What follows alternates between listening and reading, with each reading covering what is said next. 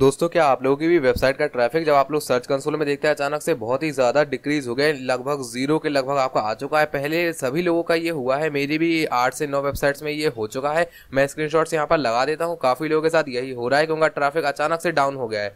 ये हुआ है रिसेंट स्पैम अपडेट जो आया था, जो मैंने लास्ट टाइम एक वीडियो डाला था स्पैम अपडेट के ऊपर, उसकी वजह से ये सब हुआ है। इसे रिकवर कैसे करना है वो इस वीडियो में आप लोगों को बताने वाला हूँ। काफ़ी सिंपल है। काफ़ी लोगों के यहाँ पर 2-3 इशू हुए थे, जैसे कि यहाँ पर ट्रैफिक डाउन हो गया था अचानक से। साथ ही साथ जब आप लोग यहाँ पर site:// लगा के अपनी वेबसाइट का यूआरएल डालते हैं तो यहाँ पर जो वेबसाइट्स की ये दिखाता है, मैं सैंपल में एक वेबसाइट डाले हुए हूँ। तो यहाँ पर देखिए ये जो आपको रिजल्ट बताता है, ये डिक्रीज हो गए थे कुछ लोगों के। तो ये पोस्ट डे इंडेक्स वगैरह का ये सब के इशू हो गया था और ट्रैफिक भी बहुत ज़्यादा लो हो गया है 2-3 दिनों से। तो ये क्यों हुआ है, इसे कैसे रिकवर करना है वो इस वीडियो में मैं आप लोगों को बताने वाला हूँ। आप वीडियो में लास्ट तक देखिए। तो यहाँ पर पहले तो आप लोगों को यहाँ पर ये जो स्पैम अपडेट आया था, इसकी वजह से ये सब हुआ था। स्पैम अपडेट में जो गूगल का यहाँ पर गूगल सर्च का जो यहाँ पर गूगल स्पैम ब्रेन था, वो इन लोगों ने एआई को थोड़ा एडवांस किया, जिसकी वजह से जो स्पैमिंग आपने थोड़ी बहुत की होगी अपनी वेबसाइट में, कीवर्ड स्टफिंग ज़्यादा की होगी और भी कई चीज़ें होती हैं इनकी स्पैम पॉलिसीज़ के अकॉर्डिंग, वो किया होगा, जिसकी वजह से आपका ट्रैफिक डिक्रीज हो गया है। तो इसे रिकवर करने के लिए आप लोगों को सिंपली जो गूगल की स्पैम पॉलिसीज़ रहती है, मैं यहाँ पर आप लोगों को दिखाता जा रहा हूँ, उन्हें एक एक करके, ज़्यादा नहीं, 6 से 7 पॉलिसीज़ हैं। ये सबको आप समझ लीजिए आपकी वेबसाइट में। अगर आप इन्हें वायलेट कर रहे हैं तो आप इन्हें यूज़ कीजिए और इन्हें फॉलो करते हुए अपनी वेबसाइट में कंटेंट अपडेट कर दीजिए, तो आपका ट्रैफिक गारंटीड रिकवर हो जाएगा। तो यहाँ पर देखिए, मैं एक एक करके आपको सारी पॉलिसीज़ बताता जाता हूँ। देखिए यहाँ पर ये स्पैम पॉलिसीज़ का मैंने ऑफिशियल पेज खोला हुआ है। नीचे आते हैं, पहले नंबर पर आता है क्लॉकिंग।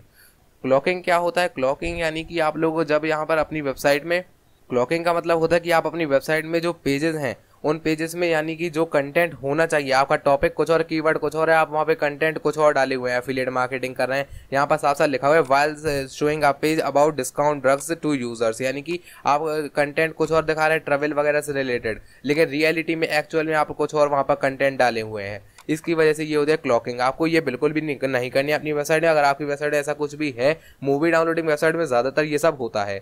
अब चलते हैं सेकंड नंबर की पॉलिसी पर, जो कि है डोरवेज।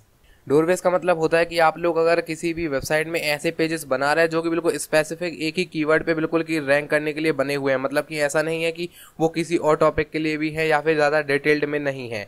ऐसा कि कई लोग ऐसा करते हैं कि कोई कीवर्ड ज़्यादा रैंक करा तो उसी कीवर्ड के नाम से डोमेन ले लिया, फिर उससे 1, 2, 3 ऐसे लगा लगा के उनने और भी उसके यूआरएल्स बना दिए और उन्हें रीडायरेक्ट कर दिया एक ही पे। तो इसे बोलते हैं डोरवेज। तो ये भी काफ़ी लोग करते हैं, तो ये एक स्पैमिंग ही है। मेरे ख्याल से आप लोग ये नहीं कर रहे होंगे ये डोरवेज वगैरह। हम लोग चलते हैं अगले की तरफ, हैक्ड कंटेंट। हैक्ड कंटेंट का मतलब है कि आप लोग किसी भी प्रकार का ऐसा कंटेंट अपनी वेबसाइट में यूज़ करें जो कि वल्नरेबिलिटीज़ जो वेबसाइट की होती है उन्हें रीडायरेक्ट कर रहा है। जैसे कि यहाँ पर काफ़ी लोग ब्लैक हैट एसईओ के लिए इनविजिबल टेक्स्ट वगैरह यूज़ करते हैं, कमेंट में स्पैमिंग होती है, और साथ साथ रीडायरेक्शंस बहुत ज़्यादा मैटर करते हैं। जैसे रीडायरेक्शंस आपने बहुत ज़्यादा कर दिए हैं, अगर मान लीजिए आप ज़्यादातर पेजों को आपने 100 पेजेस बनाए और उन्हें एक ही पेज में रीडायरेक्ट कर दिया ताकि ज़्यादातर ऑडियंस उसी पेज में चली जाए, तो ये आप लोगों को नहीं करना अपनी वेबसाइट में, क्योंकि ये स्पैम पॉलिसीज़ के खिलाफ है। अगर आप लोग इसके अगेंस्ट जाते हैं तो आपका कंटेंट हो सकता है यहाँ पर स्पैमी माना जाए गूगल ब्रेन की तरफ से।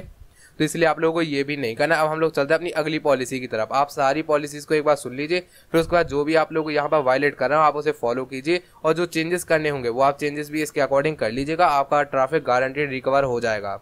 अब हिडन टेक्स्ट एंड लिंक्स। अगर आप लोग ऐसे कोई लिंक यूज़ करें, जैसे आपने किसी वेबसाइट को एक्सटर्नल लिंक दिया है और वहाँ पर उस वेबसाइट का यूआरएल HTTP है, जबकि HTTPS सिक्योर माना जाता है और वही गूगल रिकमेंड करता है, तो आप लोगों को एक बार चेक कर लेना कि ऐसी किसी वेबसाइट को एक्सटर्नल लिंक ना दें जो कि पहले से उसमें SSL सर्टिफिकेट ना हो, और साथ ही साथ ऐसी किसी वेबसाइट को ना दें जो कि स्पैम ही हो, जिनका स्पैम स्कोर ज़्यादा हो। उन्हें आप डू फॉलो एक्सटर्नल लिंक ना दें। नो फॉलो आप चाहें तो दे सकते हैं, वो भी बहुत कम आप दे तो ज़्यादा अच्छा रहेगा। और हिडन टेक्स्ट, जो मैंने आप लोग स्टार्टिंग में वाइट हैट एसईओ के वीडियो में बताया हुआ था, काफ़ी लोग यहाँ पर एसईओ के लिए यहाँ पर वाइट टेक्स्ट का, हिडन टेक्स्ट का यूज़ करते हैं। जैसे कि उसे वाइट कलर से लिख दिया और फिर उसके बाद उस कंटेंट को वहाँ पर नीचे लगा देते हैं ताकि ये उसमें कीवर्ड स्टफिंग ज़्यादा हो जाती है। तो ये सब आप लोगों को बिल्कुल भी नहीं करना है। अगर आप लोग रिच कीवर्ड स्टफिंग करते हैं, देखिए यहाँ पर अगली टर्म्स एंड कंडीशन है कीवर्ड स्टफिंग। यहाँ पर स्पैम पॉलिसी में कीवर्ड स्टफिंग बहुत ज़्यादा मैटर करते हैं। काफ़ी लोग सोचते हैं कि 100 वर्ड्स में एक बार कीवर्ड आ जाए, 200 में एक बार आ जाए। तो मैं यहाँ पर आप लोगों को बता दूँ, आप लोगों को 100-200 पर ध्यान नहीं देना है। 1000 में भी अगर आपको ज़रूरत नहीं दिख रही है कि आपको कीवर्ड यहाँ पर आना चाहिए, तो आप एक भी बार उसे यूज़ मत कीजिए। गूगल पे अपने आप डिटेक्ट कर लेगा आपका किस टॉपिक पर आर्टिकल है और उसे अपने आप वो रैंक करा देगा वहाँ पर। आपको कोई भी प्रॉब्लम उसमें नहीं होने वाली है। अगर जहाँ पर ज़रूरत हो, मैंने एसईओ फ्रेंडली आर्टिकल के वीडियो में आप लोगों को बताया था, उसका लिंक मैं आपको डिस्क्रिप्शन बॉक्स में दे दूंगा। आप उसके अकॉर्डिंग आर्टिकल लिखें। वहाँ पर कीवर्ड स्टफिंग भी अच्छी तरह से मैंने आप लोगों को समझा दी कैसे करनी है आप लोगों को, और कीवर्ड ज़्यादा स्टफ भी नहीं करनी है। उसमें मैंने सब कुछ बताया था। उस वीडियो का लिंक डिस्क्रिप्शन बॉक्स में और आई बटन पे मिल जाएगा, उसे आप देख के आर्टिकल लिखें तो बेटर होगा। अगर आपके किसी भी आर्टिकल में कीवर्ड स्टफिंग ज़्यादा है तो आप लोग उसे सिंपली उसके कीवर्ड्स को हटा दीजिए और सिंपल एक फॉर्मल आर्टिकल लिखिए जो कि यूज़र एक्सपीरियंस के लिए बना हो, ना कि यहाँ पर किसी भी क्रॉलर के लिए या फिर एसईओ बॉट के लिए। इस सब के लिए ना आप करें। ये गूगल बॉट के लिए आपको आर्टिकल नहीं लिखना, आपको यूज़र फ्रेंडली आर्टिकल लिखना है। तो आप उस वीडियो पर जाकर देख सकते हैं। अब यहाँ पर नेक्स्ट आती है लिंक स्पैम। लिंक स्पैम काफ़ी लोग करते हैं अपनी वेबसाइट में।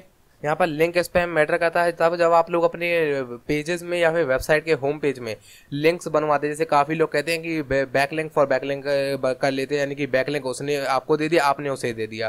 तो ये सब आप लोगों को नहीं करना है, क्योंकि यहाँ पर ये पेड बैकलिंक्स वगैरह, exchange of money from links, ये सब आप लोगों को नहीं करना है। ऑर्गेनिक जो बैकलिंक्स बनते हैं वो बेटर रहते हैं इनके कंपेयर में। आप लोगों को ज़्यादा रिजल्ट्स भी इनसे नहीं मिलेंगे। अगर आपने किसी से बनवाया तो आप उससे हटा सकते हैं। और अपनी वेबसाइट में भी अगर आपने बैकलिंक दिए डायरेक्ट होम पेज में किसी को भी, जैसे काफ़ी लोग अपनी वेबसाइट के पोस्ट में कई लोगों को बैकलिंक देते रहते हैं, तो ये सब नहीं करना, आपको हटा देने हैं।